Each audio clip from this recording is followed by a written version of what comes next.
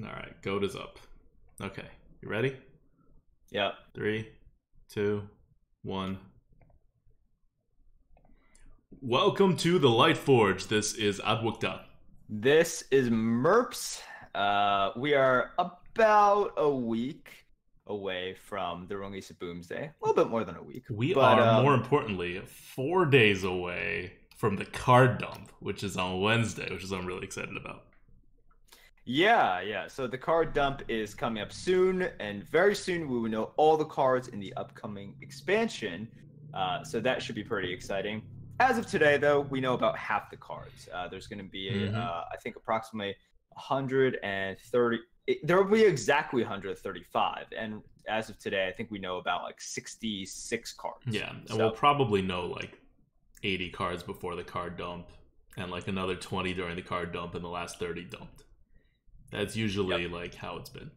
And so it's gonna come really quickly. It's gonna ramp up in terms of the reveals, and that's even more exciting for Boomsday, I think, than for any other expansion.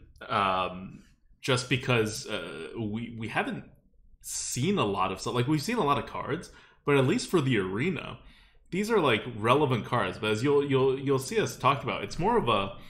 It seems like it's more of a big picture, like kind of set, right? Where they're printing so many things that you just get the feeling that when all the neutrals come out, because very few neutrals have been revealed so far, as is usually the case with these reveals, that's going to really shape the whole structure of arena. Because at least so far from the cards we've seen, they're powerful, like not just in a combo-y constructed way, but they're like baseline power is not Witchwood. Like, we thought they were pulling back a bit with Witchwood in terms of the overall power levels of the cards, but not in Boomsday. It's back up. It's back up to the pre-Witchwood power levels. yeah, we've all known that it is when we talk about impact to the meta, it's always been the neutrals, right? And we can see from the powerhouses, like the Basilisk and the Primordial Drakes, to just the solid curve cards that sort of shape the meta, like Lone Champion, right? I would say Lone Champion. If there were any card recently that has sort of like defined a meta, Lone Champion would be one of them. You can expect to see on turn 3, and You don't mean Walnut Sprite? yeah. Oh gosh, I have never seen that card. But yeah, Lone Champion is one of those cards in which it even changed the way you look at the early game, because previously you didn't have something on turn 2. Whenever they put out something on turn 3, you felt pretty good. You were kind of ahead. Lone Champ, in a way, made up for the fact that there was nothing on turn 2. Because as we found out in Boomsday, in one of the Paladin cards, Lone Champ is a 4-drop. Like, yeah. It's kind of just a normal 4-drop. It's not a great 4-drop, but it's a good 4. It's a normally statted 4-drop. It's fine, right? But the Paladin one can also fuse together. Yeah, fancy schmancy magnetic stuff. I'm gonna have none of that. This is my vow in Boomsday, that I will not magnetic. That's just not what I'm gonna do. People are going to magnetic, and that's fine. I don't judge them for it. But I'm not going to be swayed by the dark side. I'm just going to play my magnetic minions as normal, independent minions with their own magnetic souls. Yeah. So, right, that's what we want to talk about. Neutral cards. Neutral cards are always going to be more impactful than class cards, unless a class card is so prominent and so game warping. I think those are fairly easy to identify once you see them. But all right, so neutral cards. Did you have any specific examples, or? Yeah, let's talk about some themes that have been appearing so far. As you guys know, the big reveal stream is next week. It's literally, I mean, because they're doing the cards up on Wednesday, we can do the reveal stream on Sunday in our normal slot. We're gonna move the Arena Coupe to Friday. And so on Sunday, we can just start off and kick off with a reveal stream. It's not reveal stream, with a card review stream, and that will go all the way through the night. And so hopefully we won't be up at 3 a.m. as we usually are. So that's the goal on Sunday. We may even start an hour early or something. That may be a good idea. We'll see. Anyway, so we're not going to talk too much about specific cards. We're just going to talk a little bit. You're going to maybe have, we're going to maybe cover like a dozen, maybe fewer than that, number of cards that we think will be super impactful on the arena and just where things are going. So the first thing we're going to cover is not even like really a card. It's more of like a theme that's happening, and we don't know all the themes that are coming out yet because neutral cards have more, you know, presence in the arena than others, and we don't have neutral cards.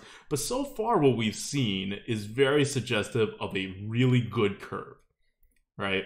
This is like this is something we haven't seen in quite a few expansions in the arena. Like Ungoro was the last curve centric kind of expansion, and that was like 4 expansions ago.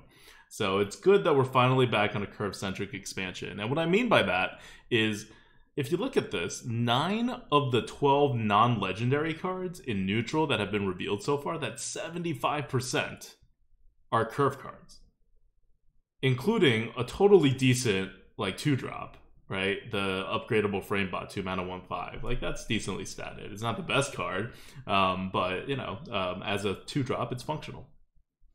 And even in the class cards, 16 of the 34 cards revealed so far are curve cards. The non-legendary cards are curve cards. 16 out of 34 is a very good rate for class cards. Class cards usually hit well below 50%, and we're almost at 50% right now, and that's just in what we've seen so far. Normally, the cards that are revealed later and are card dumped are much more likely to be curve cards than not, because you know, curve cards are not very interesting, and so Blizzard doesn't have any fun revealing them. They'll just throw it all in at the very end. But I think that's it cannot be overstated how important this is to the arena right now, because the buckets do allow you to go aggro, but in a lot of classes, and we're going to play Hunter today, and you'll see this in Hunter a lot as well, where if you want to make a 1, 2, 3, 4 drop curve and not take secrets, you can't. Like a third of the time at least. It just won't happen, and you'll die with a really crappy deck. And that's not really like a fault of anything, like a bucketing system or whatever. Like, bucketing system systematically over buckets 2-drops a little bit. You know, it's not the end of the world these days. It used to be really bad, but they've updated it like a couple months ago, so it's not as bad anymore. But it's just, there's not enough in the pool. There's not enough 2-drops in the pool right now, and hopefully this is where we see Boomsday going. Yeah, I agree. I think it is very rare these days to have all of these curve cards. And I will say there's a difference between, because when we talk from meta to meta, curve cards are a little bit different, right? Like many expansions ago, curve cards were really, really powerful for the earlier drops. And you don't really see that anymore. And we'll never see that anymore, right? We'll never see the Haunted Creepers. We'll never see...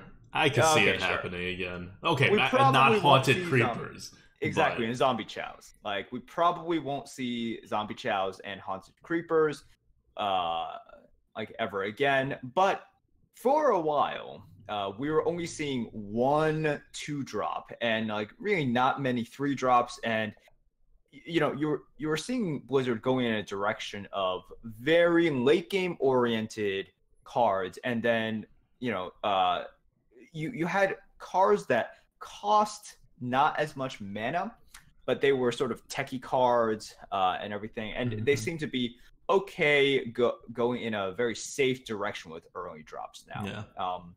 Yeah. So, like, if you look at when the last like really good early drops came out, it's like 1-drops, what, Glacial Shard and Firefly, right? Those were Ungoro. 2-drops, Plated Beetle and Stubborn Gastropod. I know Gastropod's Ungoro. I'm pretty sure Plated Beetle was also Ungoro. Then for 3-drops, you have like Lone Champ, Egg Napper, Giant Wasp, Basilisk.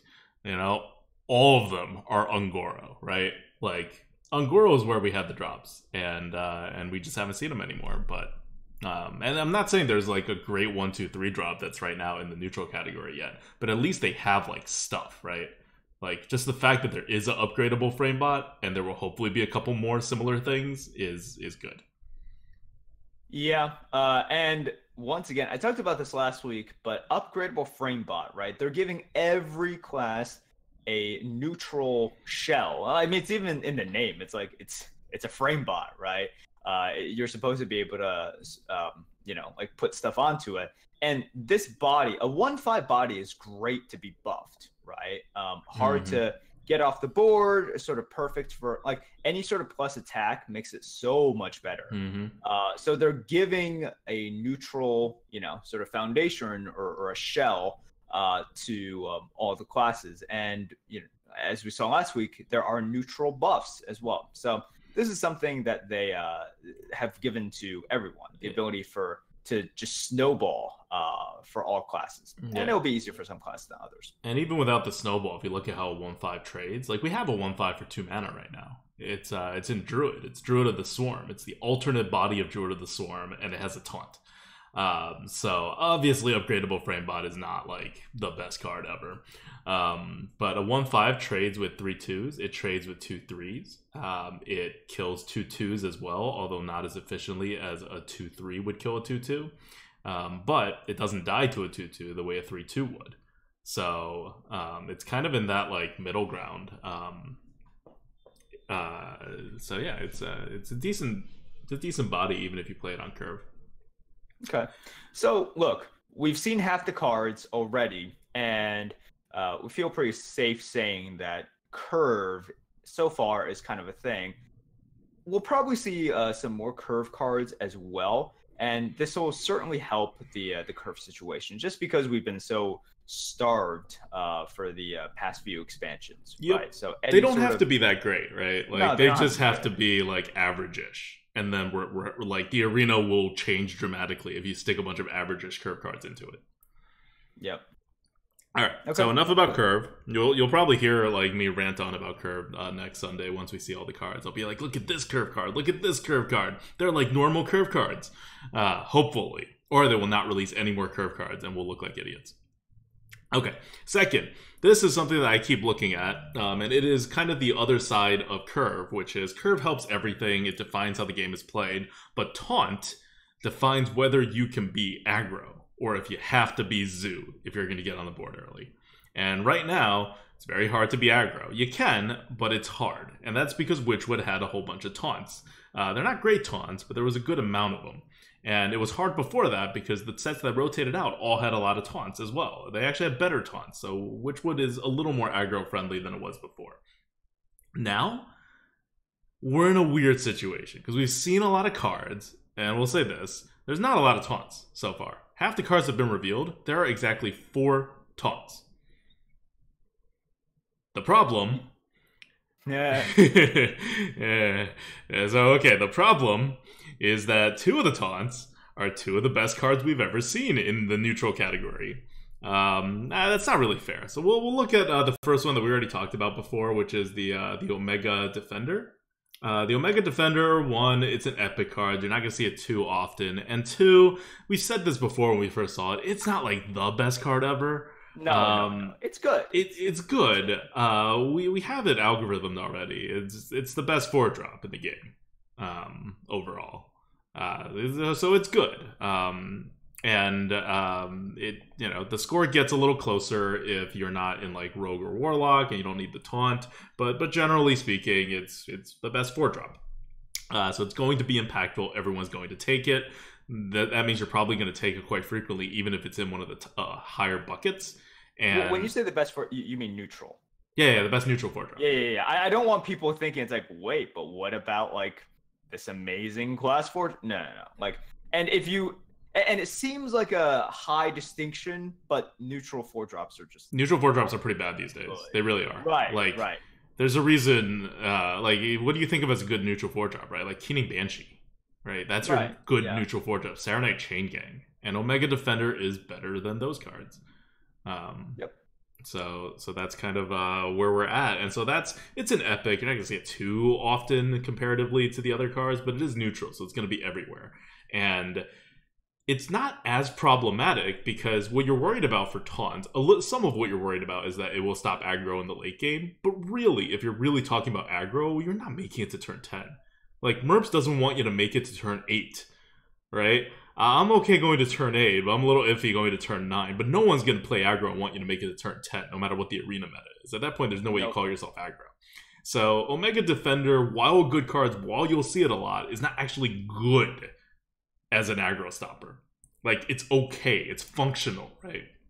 So it's not really that much problematic of a card. In fact, I really kind of like the design of it. It's a little swingy, but at 10 mana, you're allowed to be a little swingy. And we'll talk more about Omega cards later. But the card that's going to break the game, and I don't use that term lightly, I very, very rarely say break the game when referencing a card, especially a card that I have never played with. But I am very, very confident that this card will be like Primordial Drake, in that it will break the game. And if you don't remember what the game was like before Primordial Drake, try really, really, really hard to remember that, because it was a much better time, in my opinion. And it was a much more secure time, and I don't know if good players won more or not, but you certainly felt more comfortable, right? Like, in terms of playing, and you didn't have to play in a certain way because of one card. Primordial Drake was a bigger problem when it had the offering bonus. If Boomsday follows Witchwood, it will not have an offering bonus, which will make this a lot better. In fact, having seen some of the Boomsday cards, I really hope it doesn't have an offering bonus. This is not Witchwood. This is back to the power levels that we had seen before, and when you have cards that are this powerful, and then you add an offering bonus to them, and they're neutrals, they are everywhere. I do not want to be back in the Ungoro meta again, and this is right back where that's going. So I'm kind of like, when Witchwood came out, there was no offering bonus. I was like, especially when you overbucket these cards, it's a little But now this is probably for the best, that you don't have an offering bonus. And it's probably for the best, too, if Blizzard overbuckets these a little. So if you don't remember what Giggling Inventor is, and every arena player should have seen this card and been like, this is terrible. It's a 5-mana 2/1 that has Battle Cry. Summon 2 1/2 mechs with Taunt and Divine Shield. So summon 2 Annoyaltrons. So that's 2 Annoyaltrons and a 2/1 minion. That means you need to hit something 4 times to get through the Taunt on turn 5. You have never had to hit anything 4 times before to get through a Taunt, except for Voidlord. And that's at turn 9 for one class. And it's one of the best cards in the game. Right. You either need 4 attacks in order to just get through, or you need to spend one of your AoEs, which have always been premium in the arena, right? Like AoEs. You have to spend 2 of your AoEs. Well, 2 of your AoEs in order to get through it like faster, right? Because you can also just spend like a not so good AoE, let's say like a Spirit Lash, and then your minions can possibly get through. But Giggling Inventor is just one of those cards that, yeah, it'll change the way that you think of the game, and it comes out 3 turns faster than Primordial Drake as well. Mm-hmm. Obviously, the impact is not, there's a reason one is 5 mana and one is 8 mana. I don't want people thinking, it's like, whoa, what do you mean? Primordial Drake is more powerful. It's like, yeah, it's more this powerful. is not a 5 mana Primordial Drake. It's a 5 mana version of what Primordial Drake would have done if it were 5 mana. Right, exactly. And okay, so here's something we've seen throughout Hearthstone. The ability to dictate what happens on the board is extremely important. This is something that people underrate all the time, and it's something that Infinite players just understand a lot better than other players, right? Because it's sort of the unseen advantage that people don't really associate with winning or losing. Giggling Inventor gives that to you immediately, whether you already had it so you lock it up, or you didn't have it and you just need a little bit of time to either delay for your AoE or to delay to set up your board in order to steed it, to bone marrow it, to like put that 5/5 magnetic neutral buff onto it now. That's what Giggling Inventor does. The board state, so it's sort of like a mana battle with your opponent. And previously you can kind of predict, it's like, okay, here is exactly how, quote, difficult they can make the board, right? Like, okay, on 6 mana, here's the amount of stats they can put out. Here's how, they can distribute that as well. Giggling Inventor is just too much stuff, too much busyness, than you should ever be allowed to have for 5 mana. And it's like you said, it's even AoE resistant, right? Because of the Divine Shield. You can't just consecrate it away. You can't just Holy Nova it away. It's ridiculous. Like if you either lock up the game because you already had the board initiative, or if you didn't have it, you play this, and unless they have 5 attacks essentially to clear your board, you will have something going into your next turn. Yep. It just warps how the game is played. And Giggly Inventors, like, it favors the type of board play that goes wide and buffs, and it favors the type of gameplay that stalls. So that's kind of like 2 very specific types of gameplay.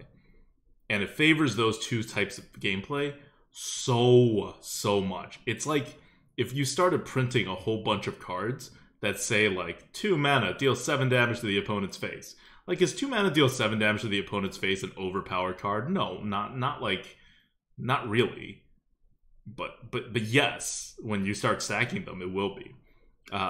And Giggly Inventor doesn't even need it to be stacked. You just need to get off for like 2 of these in the deck, and once you can play it once on turn 5, it's kind of over. It's very, like, it's horrible, basically. Like, it's horrible for any kind of meta, because it tilts everything so much in favor of one style or the other. You remember when they had, like, when Spreading Plague came in? Your whole entire matchup against Druid changed. Like, ignore Ultimate Infestation, but just look at Spreading Plague. Ultimate Infestation, obviously super overpowered card. Spreading Plague, not really overpowered on its face even, right? Like, you're just summoning 1/5 taunts, which are not the worst, right? Like, if you compare it to what, like, a board clear does, it's kind of on, like, the same level. But it's not a board clear. It makes for ridiculous stalls. It stalls way harder than a board clear. And the entire identity of Druid changed. And it added an ability for Druid, like, or strengthened a previously weak ability for Druid to stall to the late game. And that's really good for Druid because it creates diversity in how you build the class. But that's not a problem the game overall has. They're not giving Giggly Inventor to one class who had trouble. Like, it's not like Giggly Inventor is a hunter card. You know? Yeah. Like, this is not what's happening here. What's happening here is Giggly Inventor is a everybody in arena card, and not only do they have access to it, it is literally... I'm actually going to pull back a little bit. It is at least one of the top 3 cards in the neutral category. I don't want to say it's literally the best card, because the numbers are a little in flux right now, but we've stuck it in the algorithm. It's still calculating based on the current meta, not what we expect the next meta to be. So it's a little shaky, and mechs aren't valued the way they should be, but mechs would only make this even better, because it's a pretty damn good mech base. But right now, it is coming out at Primordial Drake level, which is tied, like, very close to the top card with Stoneskin Basilisk. And that's how we normally view the meta right now, right? Like, Basilisk, Drake, those are your top cards. Well, you can add Giggly Inventor into that mix. It is no worse than those cards. It is actually potentially better once we get the new meta in, depending on where it goes. And yeah, like, and it's not like Basilisk in terms of what its function is. Basilisk functions in all sorts of forms. It's more like Primordial Drake, which is really, really good if you play in one particular style. I guess it's a little better than Primordial Drake. Giggly Inventor is really, really good for like 2 kinds of styles rather than just 1. But that's still out of like at least like 6 types of archetypes, if not like 10. Yeah. And something that I think people have underrated for a long time, I used to do the same thing, right? So first of all, delay/stall it has always been better than people kind of think it is. Although I think people have a newfound appreciation of it after getting Blizzard after Blizzard after Blizzard, you know, and you're just like, oh, wow. Well, because once you stall, really sucks. You force them to play your style of game, right? Yeah. That's what Control does. It's like, and they're not built for it. No, they're not. And right, like, once you do that, you have even more options to hit your late game bombs, or to just draw a little bit more cards, or to just like certain decks in the arena and certain classes and certain play styles, you like the longer the game goes on, the more you box in your opponent and the more you get them to be desperate, right? That's good. That's really, really good. And Giggling Inventor is a way to do that. Also, some people look at this and they're like, wait, okay, so an Annoyatron costs 2. So that's 2 mana. Second Annoyatron costs 2 mana. And then to round out the 5 mana, you know, a 2/1. That's sort of like, you know, Murloc Raider, right? So you have this card, Annoyatron, that used to be like good, you know, not like tippy top tier. So I'm just like summoning 2 of those, and then summoning a bad 1-drop for 1 mana. You know, it seems to add up to just something decent, right? But once again, this is a theme that we have seen. You add up a couple mediocre things and put it together, that's something really, really good, right? Like that's why Leper Gnome had to be nerfed. Leper Gnome is fine, but you put it in a deck that has a ton of like reach, it's a terribly overpowered card. Yeah, I think what like something to show how kind of good this is, like Giggling Inventor, like any card that does two things is like just really, really, really good, right? So you can look at something like Farpoon Phoenix, Argent Commander, those have initiative. But even something just like Arcanosmith, right? In which I think before Arcanosmith came out, we looked at it and we were just like, Arcanosmith, by the way, for those who are, you know, not ancient players like Merps, is a 3/2 card for 4 mana that has a battle cry that reads summon a 0/5 Taunt. Yep. So look, it looks like it sucks.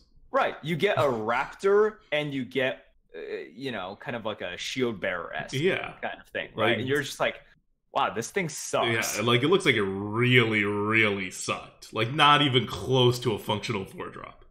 But once again, you play it and you suddenly learn it's like, oh, geez, that the 0/5 Taunt, the fact that you can just delay for a little bit and you still like drop something of, you know, that has some power, right? You dropped a raptor. That's really useful. And this is why, like, it's, you know, if you say like, oh, well, 2 mana for a 0/5 Taunt is good, why doesn't every warrior run Public Defender, right? It's like, you need that extra stuff. Like, you wanted the raptor out of it as well. So this is why I think time after time, expansion after expansion, people look at, you know, a card that does 3 things and they want to break it down. And unlike real life, where if you package stuff together, it gets cheaper, in Hearthstone, if you package 3 things together or 2 things together, it should be more expensive because, you know, these 2 things, and typically it's 2 things that you want, right? Typically 2 things that you kind of like always want together, whether it's 2 minions or like a minion and a spell, something like that. But in Hearthstone, it should be more expensive. And when you see that it is not significantly more expensive, when it's 3 things, that's when you should, you know, red flags should occur. And you're like, wow, this is going to be really, really good. Yep. All right. So yeah, so that's our Taunt watch. It's going to be okay overall, I hope. We'll see how the neutral cards come in, because that's what usually determines what the Taunt meta is. But this one card is highly problematic. And because we have a bucketing system now, there's things Blizzard can do to actually affect it. So first of all, going back to the whole Primordial Drake thing, this card is not like a step above Primordial Drake or anything like that, right? We're not saying like there's new power levels of like what a card can do. We have Basilisk, we have Drake, like this is just matching it. We're not power creeping, but you just shouldn't have neutral cards there at all in the first place. And if you do, they shouldn't be terribly designed cards like these, at least for the arena.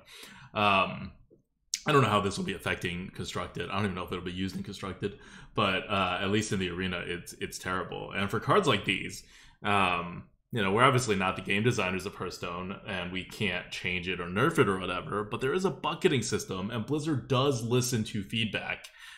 So what we're doing now is we are preemptively, like, since the bucket systems come out, this is kind of the first set since the bucket systems come out and we really know what's going on. Like when Witchwood came out, we didn't really know what was happening, like how Blizzard was going to handle it. I feel a little safe in that normally Blizzard, at least in the one example that we have historically, which is Witchwood, Blizzard overbucketed almost everything in Witchwood. And then they adjusted it to move it down, right? So there's like a little period of time where you can take these cards if you want in the arena, but you're going to have to give up a lot of stuff for it. And it creates this like buffer. So I don't know if they're going to do that again, but we have contacted Blizzard and kind of told them and say like, hey, I think you know who we are and that we've had this tier list and we've been doing tier lists since your game's been out basically. And we're pretty good at it and we're pretty accurate at predicting the limited meta. And now that you have a system that can adjust things just to make the experience less bad at the initial going, we obviously can't like send them like every card. I mean, I guess we could, but we've just been doing the very problematic ones. And the first one we've done that with is Giggly Inventor. So we've contacted Blizzard. We've told them, hey, Giggly Inventor, problematic. And I don't know if you know this or not. I'm guessing they do. It's kind of obviously problematic if you look at it, I think. We told them our score for it, that our algorithm spit out, and we urged them to bucket it in the top bucket, at least, right? Like, at least with Primordial Drake, if not even higher than that. I don't think they're actually going to bucket it even higher than that, but it would be really nice if they did, because Primordial Drake is in the bottom half of the first bucket, which means you have to give up a lot of stuff to get it, but it is still offered at the same rate as everything else. If you go one half bucket higher, the top half of the top bucket, that's like where your meteors are at. And so then this guy will be effectively like out of the meta, which is where I would prefer him to be. But and it'll be offered, like you'll even see it like half as often. But I don't know if they're gonna go that far. But hopefully, though, at least if they weren't planning on doing it before, this will be another thing on their weighing column when they decide how to bucket these cards. So yeah, so hopefully we're hoping this is entering the game in the top bucket. Anything below the top bucket, and Arena's going to be like near unplayable until they rebucket it, just because of this one card. It is neutral and it is just a rare, so every class is going to have a whole bunch of it. Okay, let's talk about the next topic. You wanna do start this one for us, Omega? Yeah. Okay. So last week, we took a look at Omega Defender, which already laid out. But look how good Omega Defender is. I love that they started out with that card, by the way, because they're hitting all of our freaking themes. And these are not themes that we came up with because we looked at Omega Defender. They're ones we came up with, and they just happen to all be Omega Defender. It's a curve card. It's got Taunt. It has Omega. These are our big like Boomsday things when it comes to Arena. And Arena is about the fundamentals. Yep, it's got everything, the whole package. Yeah. But Omega Defender is a 4-mana, 2/6 Taunt, neutral epic card, and it has a battle cry. If you have 10 mana crystals, gain +10 attack. So on turn 10, this thing becomes a 4-mana, 12/6 Taunt. Very good. Obviously super overstated, but still has 6 health. So it's not like, it would be much different if it was a 6/12 Taunt, right, for 4 mana. But anyways, we want to talk about Omega because a couple more Omega cards have come out, and they all have this theme, which is Battle Cry. If you have 10 mana crystals, do something else. And what it means is there's something special about turn 10 now. And previously, like if you asked, was there something special about turn 10? Yeah, it was special in that Blizzard put all of their super bombs at 10 mana, right? So, like, historically we had Doom, which is clear and draw cards. Priests have Mind Control, which is, the biggest 2-for-1 in the game, essentially. Druids have Ultimate Infestation, which I don't need to explain to you guys. Everyone's annoyed by it. The biggest 7-for-1 in the game. Yeah, basically. So, look, there was something slightly special about turn 10 in which these super Omega powerful, well, not Omega, because now we literally have Omega. These super powerful cards were at 10 mana. But now we have these Omega cards in which Blizzard, for the first time, has stated, yes, there is something different on turn 10 now. Not just you have access to this, but you have access to a smaller version of of this thing. And at 10 mana, you ramp it up, right? Like, it's them saying there's something special about turn 10. And also, once turn 10 begins, the game is just different now. These cards, which obviously depending on the bucket system, right? Like how often you'll see them, the game will change, whether extra tempo, extra healing, extra, value, whatever. So we can take a look at... let's look at the 3 Omega cards that they released besides Omega Defender. The other ones are all class cards right now. And I'll kick it off with my favorite one. I like this because it's like, first of all, this is going to be like 200 points on the tier list. Just throwing it out there. This is like one of the best cards. Then again, it's in Warrior, and Warrior has quite a few 200-ish points cards. They kind of need it just to be okay in the arena. And it is Omega Assembly. 1 mana. Discover a mech. Seems normal so far. If you have 10 mana crystals, keep all 3 cards. This thing is insane. So rather than discovering a mech, you're just adding 3 random mechs in your hand. So yeah, okay. If you look at it and you think about what should the card like this be, it should be like 5 mana or something, right? Maybe 4 mana. Because it's random mechs, right? They're not like the best things in the world. And instead it's 1 mana. And so you're like, oh, so much savings, right? Which is true. But then if you think about it in terms of the game, like, it's nice to reload, especially in Warrior, which is a class that doesn't really have a reload card outside of Battle Rage. But what are you, like, gaining out of this? Like, your mechs are probably going to add up to, like, 1 card, right? That's worth, like, 10 mana, size-wise, when you stick them all together. And you could probably stick them all together. Now the mechs have magnetic. So you're just, like, you can't play the card until turn 10. You get, like, 10 mana's worth of card advantage. And then you still have to play out the tempo stuff, right? Like, it's not like you get them on the board, you just get them in your hand. They're all random, so constructed-wise, you can't do, like, very heavy planning to it. But even in Arena, random is not as good as the cards you can pick in your hand. Especially not these days, when the power levels of your deck has gone up significantly. And, like, it's good, but it's not, like, bad for the game. Like, if my opponent plays Omega Assembly, I'm like, aw. Like, even if they top deck it, I'm like, aw. But is it that much worse than they top deck, like, I don't know, an Azure Drake? No. Yeah. I think that's a great example. Wow. And I have not heard an Azure Drake reference in a long time. But yeah, I think that's a good example because you get the 4/4 spell power body out with an extra card. Yeah, I think this is Azure Drake, by the way, is a Hall of Fame card. If you guys are new to this and don't know, it's a 5 mana 4/4 dragon that has spell power +1, and it was so everywhere in every single constructed deck that they had to Hall of Fame it. Yeah. So once again, before turn 10, if you just need a card, this thing is like very meh, right? And even on turn 10, it's quite good, but it's not game-breakingly good. Yeah. Oh, and Azure Drake also draws a card. I just realized now when I was describing Azure Drake, and Twitch chat's going crazy at me for it, I did not say the draw a card part, which is what makes it a good card, yes. That's the only part that really made it good. Yeah, so Omega Assembly is the first card. And as you said, this is something that's kind of cool for Warrior because they did lack the reload, right? They lacked the reload, and they also just lacked sort of, they had a lot of weapons, but they didn't have like just stuff that you could toss out, right, onto the board. So Omega Assembly definitely helps with that.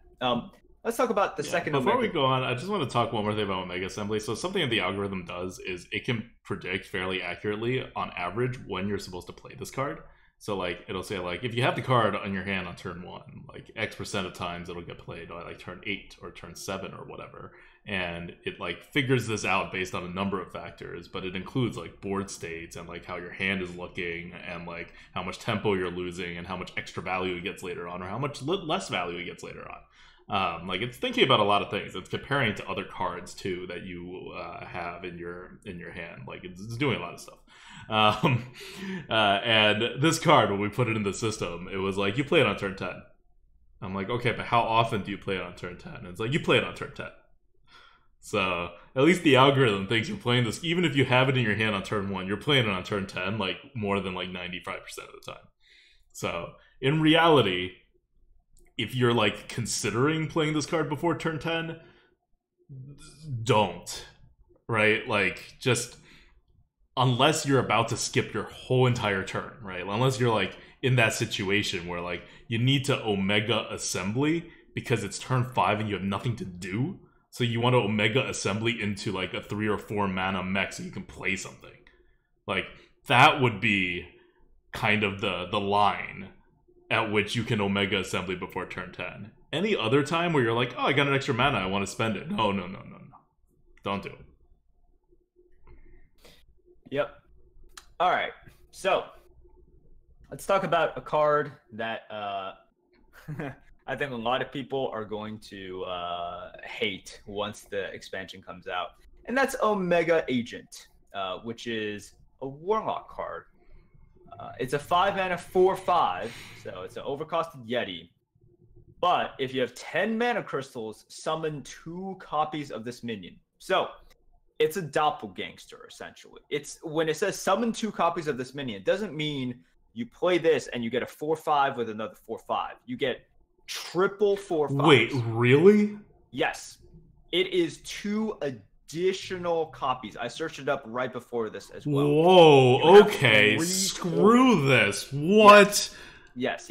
So I've been, working with the team and algorithming some of this stuff, including all the Omega cards, because that was something that we wanted to make sure we got right.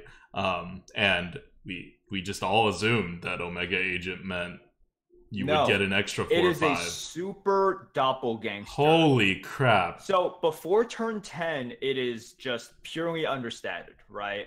It's 5 mana for 4/5, which isn't so like, okay.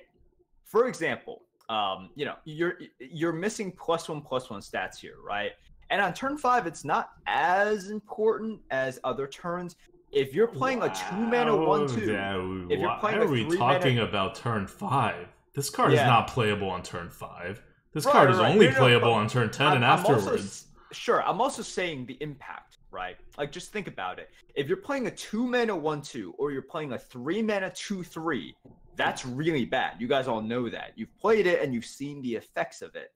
But on turn 5, that's when the game starts getting like weird, right?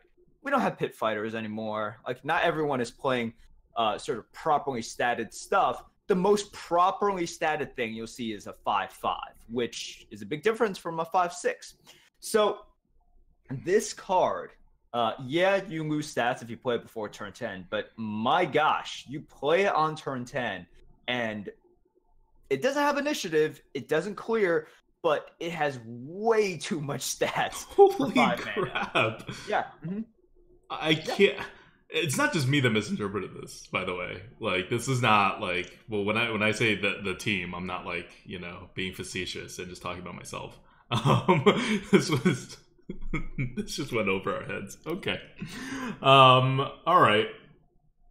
Is there anything more to say about this? I'll tell you this. From the way we had it done, which is assuming that it only just summoned an extra copy of itself, it was Primordial Drake level. Yeah. So now it's going to summon one more.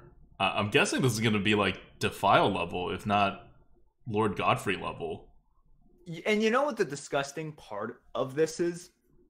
If you look at Warlocks right now, and some people would argue that Warlock is the top class, and if not the top class, one of the best classes, right? What are Warlocks extremely strong in right now? They're really strong at just like controlling the board, right? Like getting rid of your stuff and then taunting up. They're so good at that, right? It's like if you right now as a Warlock, you built a deck that was basically like, I need to make it to 10 mana. How easily could you do that? Extremely easily, right? Very super duper easily. Probably easier than any other class. You have all of your clears. I think a lot of people would say Warlocks have too much clears. That's one of their weaknesses even. And their clears are all under-bucketed. Yeah. Too many clears, and now they have good access to healing as well, good access to card draw, so they can make it to turn 10. What's one of their weaknesses? One of their weaknesses is just stuff, right? Like you almost have to give up a decent amount of value to be able to place stuff onto the board to be able to hit their face with. Nope. No such worry with Omega Agent. It's just sort of like, okay, I can delay, I can delay, I can delay. So basically, think of Omega Agent as a heal. I mean, you can think of it however you want to think of it. It's just really good. Yeah. Like, with the amount of stuff you have to put out for Omega Agent, you would have had to sacrifice 4 health. So you could think of it as, in addition to all the crap it's doing, tempo-wise and card advantage-wise, that it is also healing you for 4. Which, as a Warlock on turn 10, is amazing. Okay, and I just got a message on Hangouts. Apparently, I am the only one that misinterpreted this when I was trading notes and stuff and working on this. It is a Primordial Drake level card. It is not going to be higher than Primordial Drake level.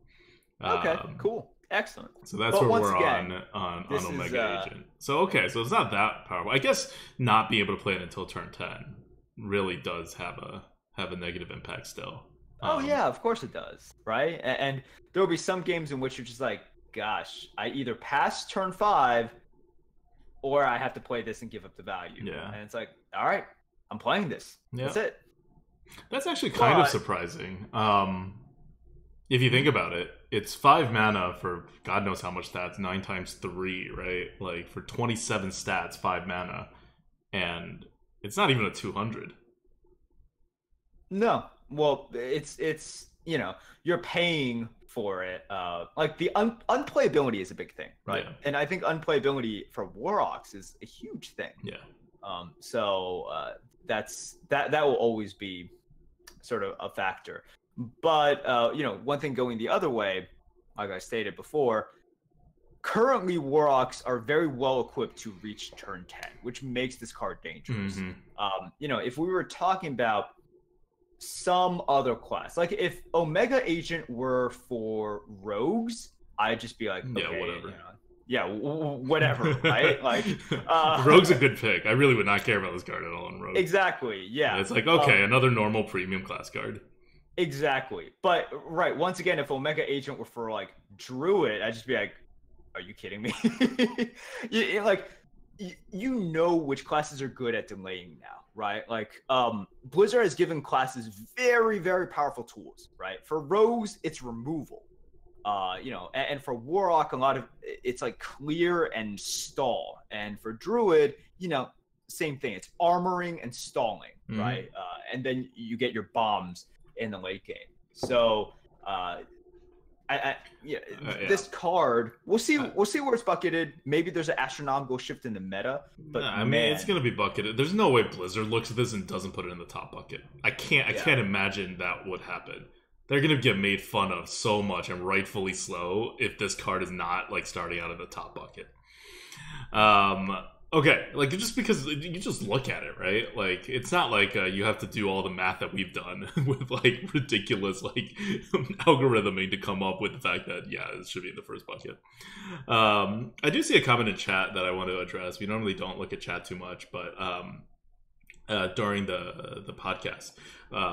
But there is this question about how well Magnetic will do as a mechanic and how that will shift the meta. I'm not going to go too deep in how it'll shift the meta, but I want to say a couple thoughts on Magnetic as a mechanic. I kind of joked a little earlier that I'm not going to use Magnetic as a mechanic, and Merps was just like, and I'm like, okay, fine. Way to shoot me down, bro. But really, Magnetic in Arena is going to fall flat as a mechanic. Almost guaranteed. Because only 3 classes will have magnetic cards, except for neutral magnetic cards, which will also be limited. So, if you're thinking you're just going to run around and everyone's going to be building, like, you know, these, like, mech kind of, like, decks, that's not going to happen. That's guaranteed almost to not going to happen, unless there's, like, way more magnetic neutral cards they just haven't shown us yet, which is possible, but I don't think that's what's happening, because that would be weird for Constructed. That would be very monotone for Constructed, and Blizzard wouldn't want that. So without the class offering bonus, this is not what's going to happen. This is not like what's happened in Ungoro for Elementals. In Ungoro for Elementals, what happened is there was a huge offering bonus of 100%, and it was the first set in a rotation. And all the Elemental cards are really good. So here, the Magnetic cards are like, okay, they're probably Elemental levels of power, I'd say. But similarly, it's only limited to a couple classes that have the truly powerful magnetic cards, and there's no offering bonus. So you literally are going to see these cards at half the rates, actually less than half the rates, than when you saw elementals in Ungoro. So the mech meta as a thing is just not going to happen. It's not to say you're not going to see it and you're not going to pull off these synergies, but you're not going to like just have decks that are built around mechs like half the time. You're going to have decks built around mechs like less than a quarter of the time. Okay, let's look at the final Omega card. It is Omega Medic, 3 mana, 3/4, nice on-curve body. Battle Cry, if you have 10 mana crystals, restore 10 health to your hero. It's good. I mean, it's a 3 mana, 3/4, right? That's always good. You were talking about curve before, and this is the one in which the Battle Cry, restore 10 health is good. But once again, if you are looking at aggressive decks, like truly aggressive decks, you probably want to end before turn 10, especially against a priest, right?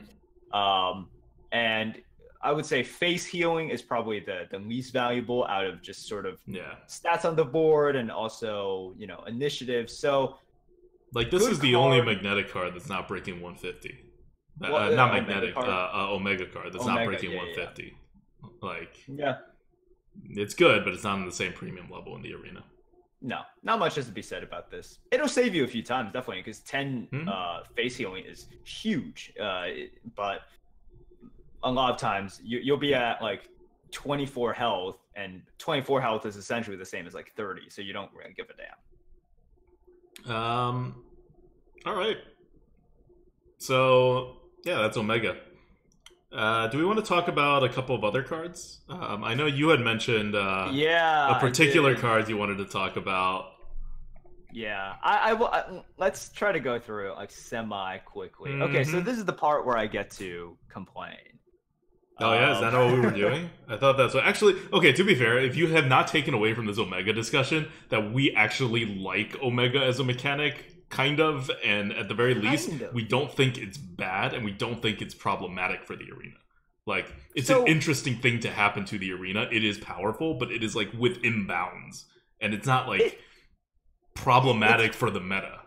It's within bounds, and part of it is like anytime you have something that only activates on turn 10. Kind of what's the response to it? Well, you can just be more aggressive, right? You can be more aggressive, and then you can just kind of say, okay, well, if I'm an aggressive deck, and then I'm like, well, if I reach turn 10 against a priest, I guess I just lose. How does that change my plan previously? You know, if I reached turn 10 against a priest, I probably lost anyways before, right? Yeah, no, that's true.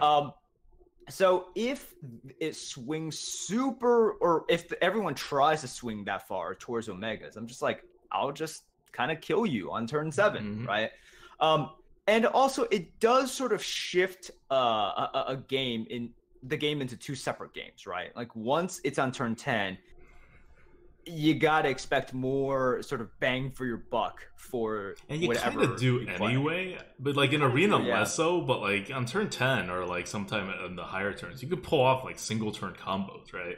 Like I'm thinking of like back when you can like copy a beast on the board. Like you play a tiger, you copy a tiger. It's 2 cards on turn 10, but you have like 2 5/5 stealth and a 3/3 on the board from nothing. Like that was a normal regular thing, right? So it's not like we haven't seen this before. This just ups it a little more. It's fine. So I just wanted to set the tone that we are not complaining about everything that's happening in Boomsday. We like the curve part. We more or less like what Omega cards are doing. Giggling Inventor's bullshit, and everyone who sees that card knows it. And I'm sure Blizzard knows it too. And they're just like, we like it for Constructed, and Arena's just going to have to deal with it. And I really hope for cards that they have in that category, they really put in the top half of the top bucket. Because if it's something like Arena just has to deal with, you know, like, don't make Arena deal with it, like, as badly. Right. If it's something that they're like, this will be great in Arena as well, then fine. But I don't think anyone looking at Giggling Inventor is like, this will be great in Arena too. It's just not fun. Like, who's it fun for? Anyway, these are cards now we're getting to that we think are problematic in a different way than Giggling Inventor, which is just flat out overpowered and warps the meta. These are just problematic in design-wise for limited formats, and we can go to what you're talking about. And then they might not be problematic. Some of these are just interesting I want to talk about. Look, the next card I want to talk about, I tweeted about as soon as I saw it because I'm like, this is just not a design I want Blizzard to keep going down. And it's Weaponized Pinata, which is a 4-mana 4/3 neutral epic mech. With the Death Rattle, add a random legendary minion to your hand. And this is something we've seen previously. Like, Blizzard likes to print these 4-mana 4/3s that does something else, right? And we've seen a variant as opposed of to the 4-mana 4/3s that don't do anything else. don't do anything else. Yeah. That's true. Good call. But you know, we've seen sort of this mana cost and stat line, and then ability to draw another card as well, right? We saw it in Priest and we saw it in Rogue. Now this is just neutral. And they're always good, by the way. Like, it's a very well-statted card for a card draw, even if it's a random card. And for cards like this, you want the offensively statted sort of, so it dies quicker. Yeah, so it dies quicker, and also if it's understated and it has like sort of defensively oriented, on average it'll be just less useful than something that's offensively oriented. So Weaponized Pinata, and the reason that this card is just not great is, look, legendary minions, what's the standard deviation here? It's huge. It is so huge, not only in terms of the goodness of the card, because some legendary minions are absolutely garbage, right? And some are amazing. See Lich King, see Sunkeeper Tarim, etc., etc. The size of the card as well is huge. So, you know, some cards in terms of value are about the same, like, you know, how good they are, but the size is very much so different, so that when you're in a control match, like, let's say you get a what's the mage, like 2-mana 2/2 that draws an extra card if it's a minion, like that legendary minion, right? And your opponent gets a Gruul, which is not too great, but they just win because they get a Gruul. Yeah, so the minion you're talking about is Archmage Arugul. Got it, right. It sounds like a herb. But, you know, why would you get that? Why wouldn't you get, like, Lorewalker Cho? Right, I mean, you could. I wanted to put two things together that were sort of like more equal in value, but still very, very much so not equal in that situation. All right, but that's kind of, I think that's the same issue if you just drew a card, right? You could draw a really large card, you can draw a really small card. Your opponent could draw a really large card, they could draw a really small card. Like, how's the size part any different, right? Well, and once again, I've heard the kind of thing. It's like, well, okay, this is just sort of kind of like the Bone Drake situation, right? And it's like, Bone Drake didn't break the arena. And I'm like, yeah, sure. Bone Drake didn't break the arena.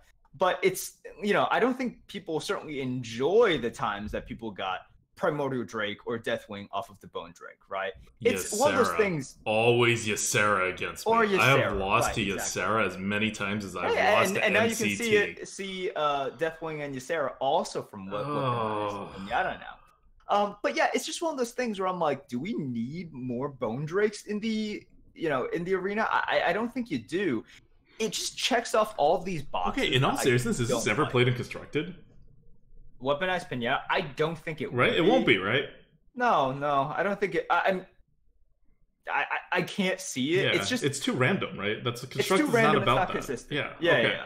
That's what I figure for a card like this. And so, what are you making it for, right? Like, you're making it for, I guess the card design of this is for like new players or something like that. Yeah, for fun to face their buddies with. Yeah, and it's terrible design for the arena.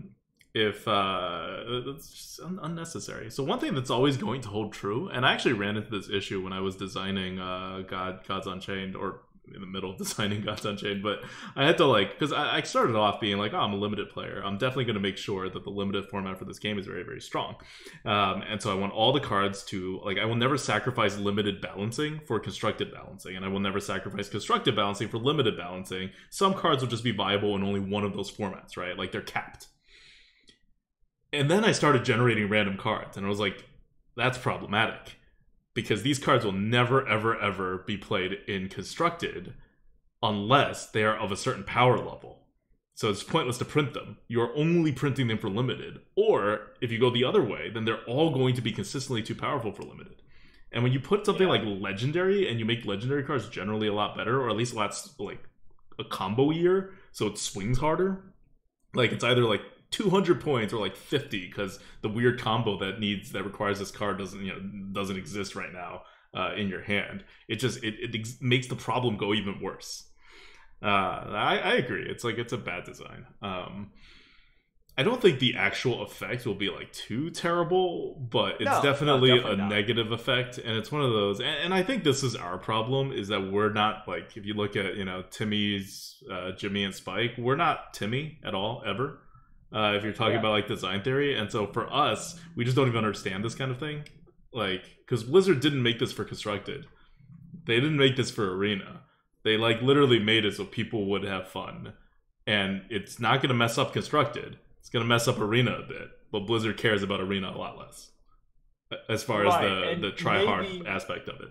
Yeah, within your sort of like triangle, right? Maybe it's worth it because it will definitely not break Constructed. It won't break Arena either. Right. Well, I think we just agree that it's not healthy. I don't think anyone would look at this and is like, oh, this is a healthy design. But once again, it's not, they're basically taking, they're taking part of the pie that's whatever little bit of the Arena pie is allocated to your spikes, and they're reallocating it to Timmy's. That's what this card is doing, and they're like, this is a good enough portion, we're okay with this, and they keep doing this. They do this very frequently. They make Arena more and more for these players that care more about fun than the very competitive side of it, because it is Arena, right? It's not like the competitive format that Constructed can be, for Blizzard at least. And so this is just another design decision that goes along that same path that they've been pretty consistent in. So yeah, I mean, I hope they bucket it high, because if you're really concerned about your Timmys, they don't care how high this is bucketed. If they like it, they're going to take it, right? So you can make it bucket high and then at least give some of the win rates back to the people who care about the win rates. Okay. The card I want to talk about actually is, I just like this card. Like I like the design because it gives the algorithm a lot of like trouble, and we've had this design before. It's Mechanical Whelp. It's 6 mana 2/2 mech, right? It doesn't look like it's doing anything. It Death Rattle summon a 7/7 Mechanical Dragon. That's kind of fair, right? You're delaying the summon, your 2/2 has to die, your 2/2 probably not doing much, and it's delayed at least one turn, if not more than one turn. It's an overall pretty like good card, balance-wise. And if you look at it before, there used to be a card, I forgot what it was called, I think it was Twilight Summoner, that was like a 1/1 for 4 mana that summoned a 5/5 when it died, right? So this does the same thing. It just like makes it go 1 mana higher. It's not a 4 mana 4/4, it's a 4 mana 5/5. It's not a 6 mana 6/6, it's a 6 mana 7/7. But then you make the initial body do more things to be a 2/2. And I like the design because I can't figure out how good this card is. That's what I like about this design. It's tough. It's like just slow enough, but the reward is just like good enough, right? Because you get an extra 1/1's worth of stats on the other card, which was like a totally decent card, right? It was like almost Yeti level, I'd say. But the other card suffered because it was like a 4-drop and you need to play it on curve. And you kind of lose a lot when you play it on curve because now your opponent gets to make all these decisions because you're delayed. By 6 mana, you're no longer on curve for the most part, right? Curve matters a lot less at 6 mana. And if you play it in the late game, the other card gives you a total of 6/6 worth of stats. This card still gives you 9/9. So that's like 50% better. Like, it's definitely a better card, I think, than the old card. And the old card is around Yeti-ish level. So this card's going to be better than a Yeti, definitely.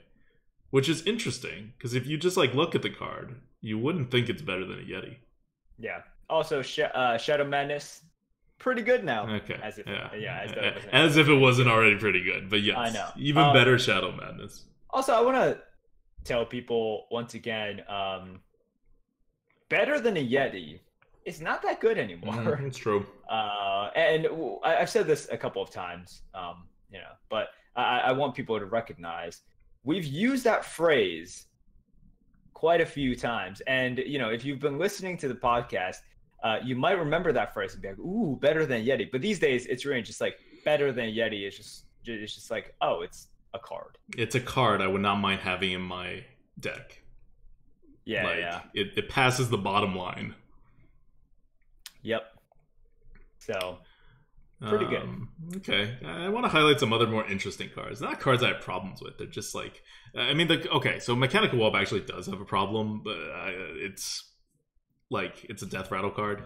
And the Death Rattle is really, really insanely good because it's to provide a 7/7. And I think that's kind of why they did it. Because they have some weird, like, find a Death Rattle in your whatever stuff that they're doing synergies with. Which is all fine and good and constructed when you're building a deck around it and they know how much synergy value you're getting out of it. But in Arena, it's just going to cause some really random swings when someone takes a card like... God, there's a whole bunch of these cards being, like, printed now. What am I thinking of? Like these copying things for priests, for example, power word replicate, right? For priests, choose a friendly minion, summon a 5/5 copy of it. Well, now your 5/5 copy is also going to generate you another 7/7 when it dies, right? Like, maybe not so great of a design thing. Like it's an insane kind of combo, but otherwise it's kind of a crappy card. Power word replicate. At least it's not like really good. But it's not so bad that you wouldn't have it in your hand, in your deck ever, right? So there's more cards like this that we've already seen in this set, and there may be existing cards that synergize with it too. It's again, in Constructed, that's what you expect. In Arena, when these things come together, because both are going to be cards that are playable in your deck, and especially this Mechanical Whelp thing, it's going to be like better than Yeti, which means you're going to actively draft it unless they super over bucket it. And it's just going to cause the most gigantic swings. 7/7 is not a small deal when it comes to a swing. Like, just gaining an extra free 7/7 on whatever the heck you're normally doing is game-winning in the Arena.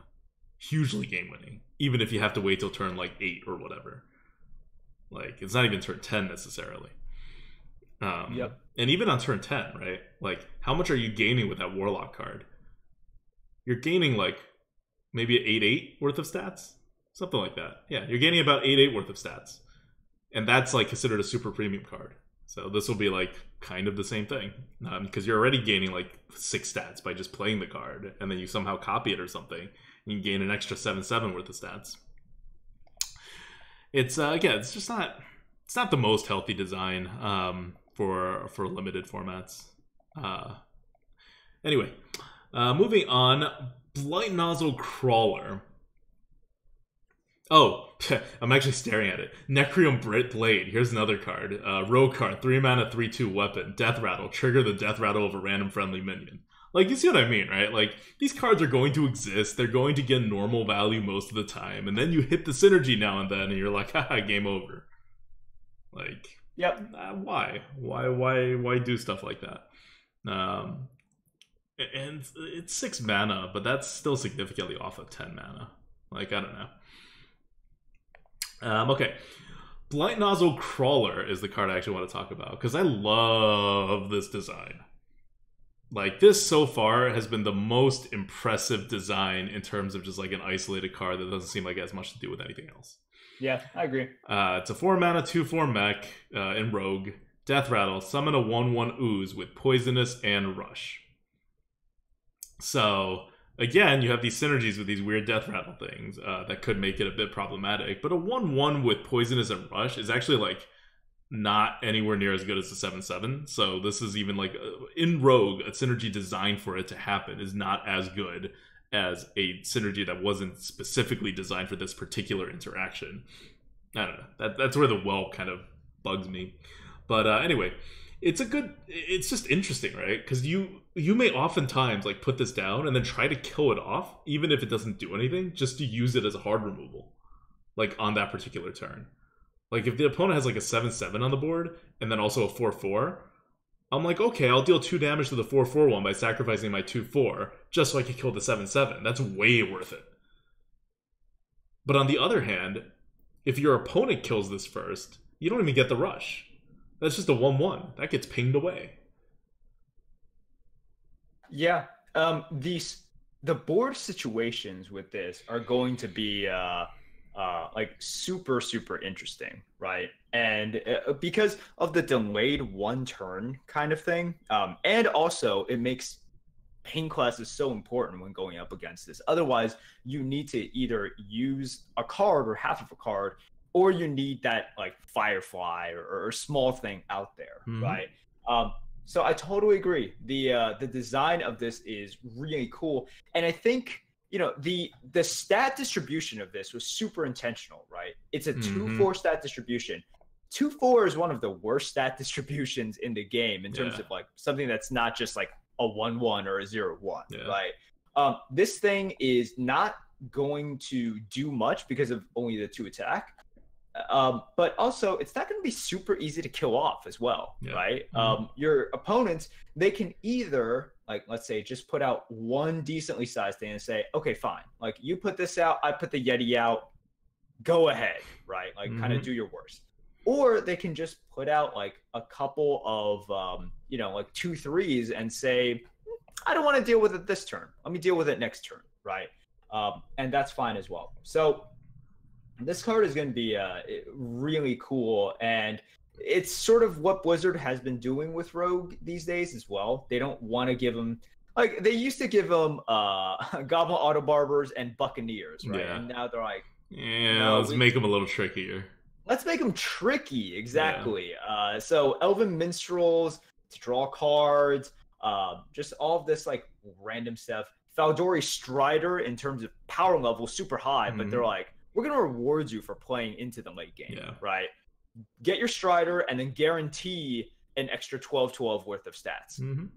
And Blight Nozzle is another thing. It's like, all right, put this down and then create a sticky situation for your opponent over the next 2 turns.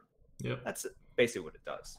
And in case you're wondering, this is a super premium card. Like, this is, like, I don't like it for balance purposes at all. But it's just, it's one of the Rogue's best cards. And once again, Shadow Madness is really good. Yes. Although you have to be able to kill it. So Shadow Madness, it's a little more situational than usual for Shadow Madness. Right. But yeah, I like the design. It's arena though. Like, I think all poisonous minions in arena, they have like.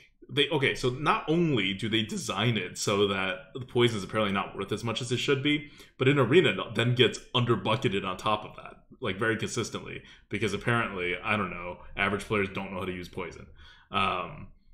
So this is going to probably end up under-bucketed as well, and or not, or maybe it's just so good that it's going to be in the top bucket regardless. But it definitely has a chance to be in a lower bucket than it should be. And it should be in the top bucket. Let's make no mistake about that. This should be in the top bucket, definitely. Okay. What else do I want to talk about? I have written here Cosmic Anomaly, but I don't remember what the card is. Cosmic Anomaly is the spell power for Mage. Oh, we already talked about that. Okay, I don't need to talk about it anymore. We already talked about Cosmic. Oh no, we talked about it offline. We didn't talk about it on the Lightforge. That's why I wanted to talk about it here, because we haven't brought it up. It's Cosmic Anomaly, and this is Mage, and this is one of the directions Mage is going. It's spell power. Cosmic Anomaly, there's more cards that like it, right? Like, you have supporting cards like Celestial Emissary, 2 mana, 2/1, Elemental, Battlecry. Your next spell this turn has spell damage +2. You have Unexpected Results, 4 mana, summon 2 random 2-cost minions, but it is improved by spell damage, so you can summon 3-cost minions if you have spell damage +1 and stuff. But the one that's really interesting to me is the Cosmic Anomaly, 4 mana, 4/3, spell damage +2. We've seen cards before that was spell damage +2, and it just has, like, they have insane penalties on them, because, spell damage +2 is busted and constructed. And it's busted in arena too, now that you can, like, more consistently pick stuff. Or not busted, it's usable in arena now. And this is just, like, clearly over, like, the huge value on it compared to how they normally do spell damage. Yep. They've made spell damage really, really worth it now. Spell damage has been really expensive. You can see stuff like Dollar and Mage, right? You can look at, like, Evolved Kobold. Those are good examples. But now, not only does spell damage have extra synergy with Mage now, because as you can see from unexpected results, right? Yeah. Also, Now they have one more common card that's coming out. 1 mana Shooting Star. Deal 1 damage to a minion and the minions next to it. So it's like a 1 mana Arcane Explosion. So it's already good. And it's then already good. It's insane with spell damage +2.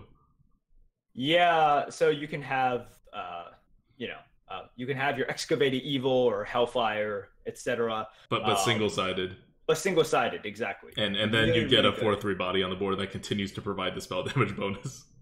Spell damage is a thing for Mage now. Yeah. It is a real thing with Shooting Star and also Unexpected Results. Yeah. Right? So 4 Unexpected Results is 4 mana, summon 2 random 2-cost minions, which is improved by spell damage. So already you're getting like, even if you have no spell damage, you're getting like a decent-ish result, right? You're not super happy with it, but once you even just get 1 spell damage with it, it's extremely good, right? Like 3 random 2-drops, you're happy with it for 4 mana. And with the Celestial Emissary or with the Cosmic Anomaly, suddenly it becomes really, really good. Once again, spell damage is a thing, and Cosmic Anomaly, it's just Blizzard saying, we've made spell damage cost way too much for a little bit too long. And with Mage, let's play around with this, right? Like, this is one class. Let's just turn it up to 11, right? And say, it's an elemental. It's going to give you 2 spell damage, which, look at all the other cards in the game that give +2 spell damage, and then look at Cosmic Anomaly. It is night and day, right?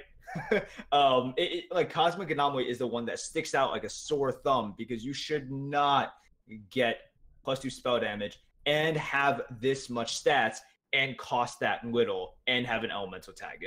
It's ridiculous. So yeah, like even in the arena, this is a good card. Yeah. Like normally we would be like, whatever, it's spell damage, it's not, but like they've made it so good that this is even like arena, not just pickable, but like good. Okay, so I just wanted to kind of go over that. Yeah, I think that's it for like cards we want to talk about so far. We'll go over every single card next week, so I don't want to go too deep into it, and we're kind of running low on time. Yep. So yeah, why don't we wrap this off with question from the GOAT before we see you guys next weekend on Sunday for the huge many hour long card preview talk on Boomsday. Sure. Question from the GOAT brought to you by Patreon. If you want to support us, you can go to patreon.com. Top patrons for last month are Afro Ninja TB, Talon, Zeruvi, Ingo, Eric L, RV Night Train, Kid Gloves, and Shep. Thank you guys so much for your support. Question from the GOAT this week is from Dreadnought, and it was taken from our subreddit. If you guys have future question from the GOAT, you can go to our subreddit, which is Grinning Goat. And Dreadnought asks, when do soft metas typically occur?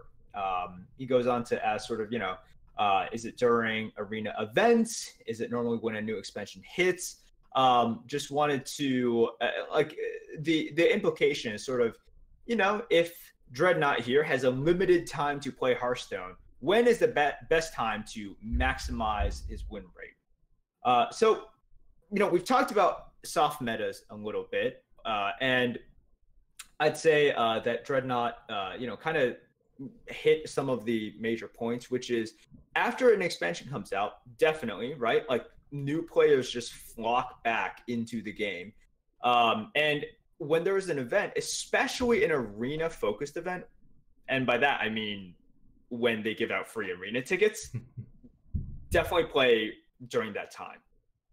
And definitely play during the night of the first day and during the first weekend.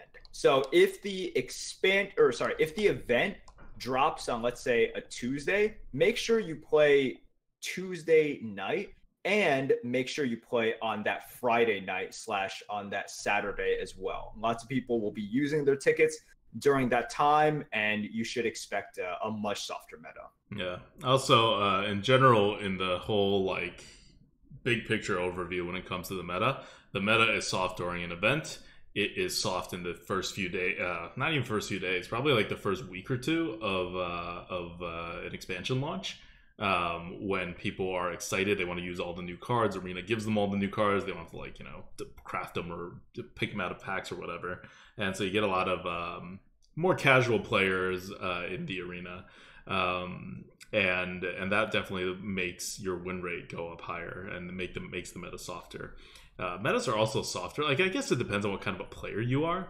But if you're good at adjusting to stuff, and or if you listen to what we're saying and really take them to heart and like actually do them, because we get sometimes like people are like, "Hey, I'm having trouble adjusting to this meta. Why?" And I'm like, "Are you doing these things like from like the last Lightforge?" And they're like, "Oh no," and I'm like, "Okay, well, we're telling you how to adjust to the meta, so you listen to the Lightforge." So the first step is to actually do what we're saying in the Lightforge, and then see how you're doing. But yeah, so if you like are good at adjusting or like and take what we say to heart in the beginning of a meta, because we're like we'll tell you what's going on in the meta and we'll predict it too very accurately.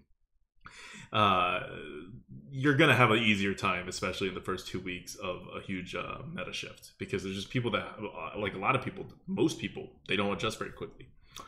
And the meta is going to be changing for the first 2 weeks, probably more so now, because they're going to rebucket after like a week or something. So probably the first 2-3 weeks now are all kind of in flux. And if you can figure this out, and if you listen to Lightforge or watch us or other streamers in the arena and you like pick up on stuff, it'll be good. In terms of hard metas, the hardest meta is like right now. It's always whenever the card reveals start happening. It's not even when they announce the next expansion. It's when the card reveals start happening that people are like, "Oh, now I see all the new cards. I don't want to play with those old cards anymore." And it's just so tough and grindy in the arena in like the last 2 weeks before an expansion launch.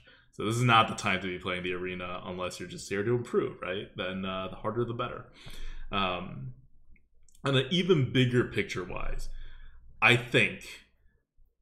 And I have many issues with Taverns of Time and how that was done. But I do think that the meta got significantly easier even after the Taverns of Time.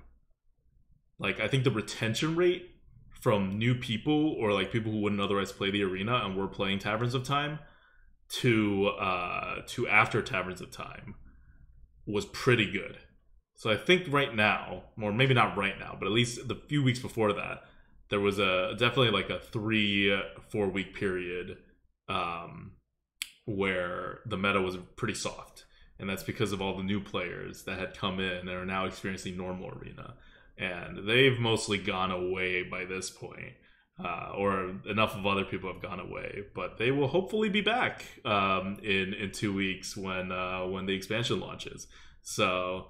Like, props to Blizzard for, I think, pretty successfully, and I don't know, maybe they haven't, they obviously haven't tweeted out their stats or whatever, but I think the Taverns of Time was a pretty big success in terms of getting people in the arena, and even in terms of retaining people in the arena.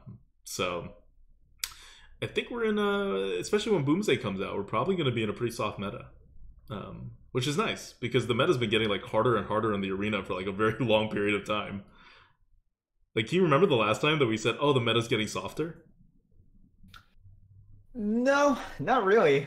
It's weird, right? During this time to be saying something like that. Yeah. But I think it's Taverns of Time. I think it's like just Taverns of Time that has had this big of an effect. Like, Frost Festival didn't have that big of an effect 1 month out, right? Like, the Halloween event didn't have that big of an effect 1 month out.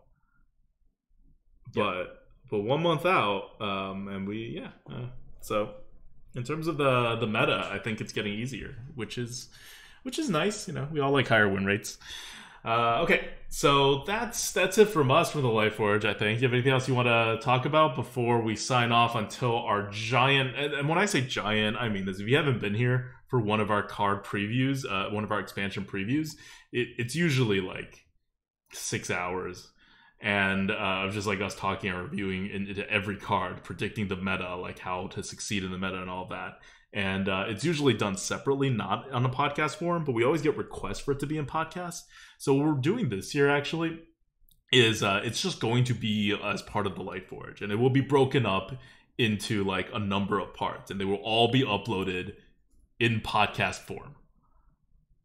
So that's And of course, it will also be on our YouTube, but in video form as well as usual. But these will actually be in podcast form too, which I don't think we've done before for a large expansion.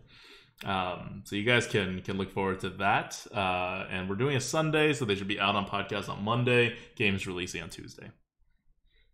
So yeah, right. and if you're listening to this and you have some free time on Sunday and you'd like to listen to us anyway, please join us live, twitch.tv/grinninggoat.